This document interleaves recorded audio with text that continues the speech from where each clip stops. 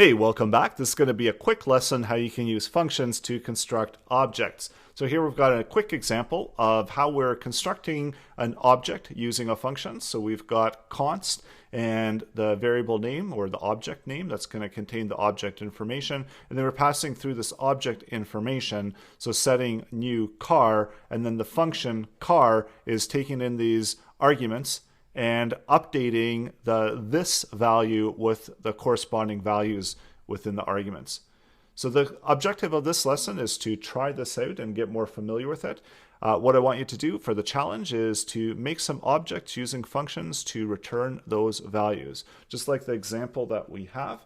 And I'll walk you through it so you can go ahead and pause the video and try it out, and I'll show you the solution coming up. So first of all, let's create our function. And this function can just be called car, and it's going to take in a bunch of parameters. And then within the function, we're using this color, and we're setting it to whatever the value of color. We're using this miles, setting it to whatever the value of miles is.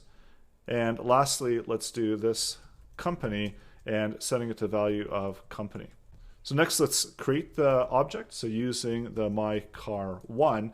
And the flexibility here is that if you've got some more complex functionality or complex structure that you needed within your object, you have the ability to build that in. And then lastly, let's make it pink. And we'll console log out my car. So it works the same way.